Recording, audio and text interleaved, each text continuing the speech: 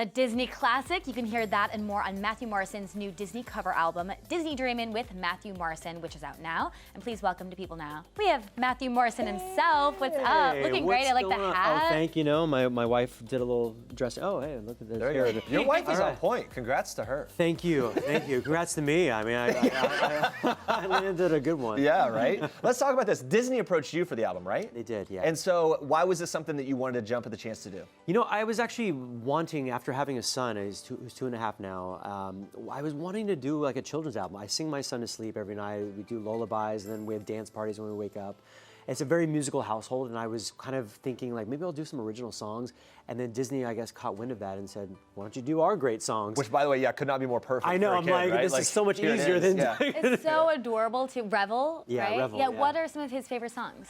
Well, it depends. Like I mentioned at our dance parties, he loves getting up. Friend Like Me, just Aladdin. He loves that song. And he has this one-handed fist bump he does. He goes like this. And he just dances and he just has a great. That's really funny. Yeah. And how much those songs connect to your childhood, right? Like I literally, as I'm walking my girls to school these days, I'll start singing a line from a song, and they're like, "Guess the princess," and I'm thinking, you know what I mean? Yeah. It's embedded in childhood. For you, what song do you get nostalgic about? You know, I grew up in the time of records, and okay. so we would on put a the plate. vinyl on, and Yeah. it would be probably Zippity Doodah or Bare Necessities. Oh, way back. Yeah, way back. I was rolling a stone, you know. Yeah, right. But then you know, Disney had that kind of like resurgence. I guess the renaissance of like, you know, Aladdin and Beauty and the Beast, all those things like in the mid-90s, and that's what really caught my attention as a teenager. Yeah. Well, you lead a very musical life. You were talking about the dance parties you have with your son. So he does the fist bump. What's your go-to move? Wow, that's a great question. You know what? Yeah, I think it probably started for me in the fist bump because it happened when he was a baby. You know, you're holding your child. So I think I was like going like this to him. So you only get one-handed thing. I think that's how oh, there he is. Look at him. Yeah. So I think we're right there. We were practicing our shaka. Okay. Like, by the way, those eyes. Yeah, on I was him, just in Hawaii. He has those incredible eyes. Hey, thanks to his mom. Yeah.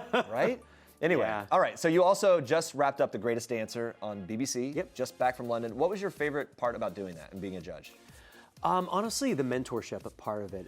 I think it was an extension of being a father. You know, I got to actually really work with my acts. We each of the dance captains, we each got our like 3 acts we had to mentor, and really just embedding myself into their lives and working on their craft. It's like passing the torch as a dancer myself, you know, to the next generation. And you spent 2 months in London while filming this, which must have been a blast. Did you go to any shows on the West End? I did, yeah. I saw a couple shows. I love just going to the parks there. The parks are amazing. I think London is such a kid-friendly town. Mm-hmm.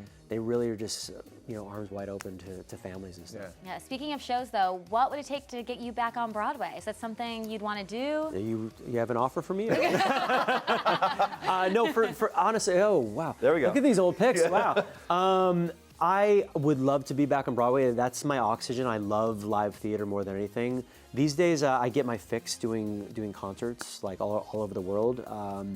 So it would take a really great show. I'm very selective these days about what I do for work because I really want to be home as much as possible. And you know, the greatest role I've ever had is being a father, and it's absolutely has to be like the right thing. Yeah, and that love of being a dad, you and your wife have talked about the struggle and some of the challenges of approaching or going after having a second child, right? That's something that you've been open. Yeah, you know, we had our son, and you know, we want another child, but we've had a couple miscarriages since then. So we're just trying to going with it. You know, it's something I feel like we want to talk about because it's something that so many women go through, and it's kind of, they just sweep it under the rug. But I think we need to talk about it because we need our community more than ever in those moments. It's something that we've been through. So many couples that we know have been through. What's your advice for families, maybe couples that are going through that for the first time?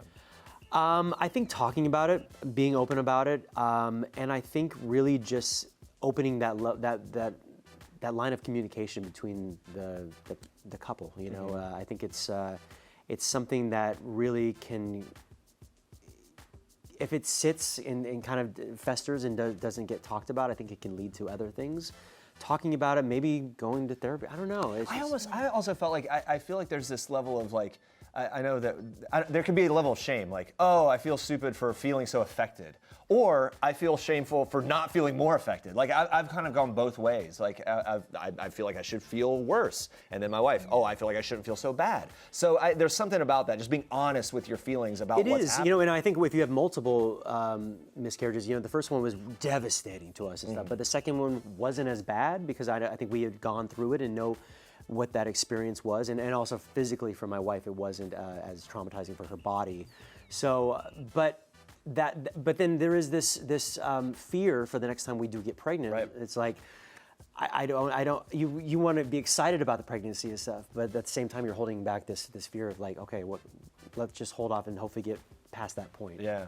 I think it's so great that you're open about it because it's helping a lot of people that are going through similar struggles. Yeah. Let's talk about this. You have a special concert on Friday. Yeah. So what can people expect? Are you going to be singing Disney songs? Absolutely. This is kind of, I guess, my album release party. It's going to be at Sony Hall this Friday night, and I'm so excited to actually share this music with the world. I mean, the world obviously knows this music already, but I spent so much care and time to really make it my own because it's hard with these songs, like especially like You'll Be in My Heart from Tarzan. It's so synonymous with Phil Collins. Like, how do you make it fresh and original to you? So I feel like I really did that in this album, and that's something I really am so excited to share. All right, well, thank you so much for Thank stopping you. by. Great Congrats to on talk to you, everything. man. And everyone, be sure to check out Disney Dreamin' with Matthew Morrison. It's available now.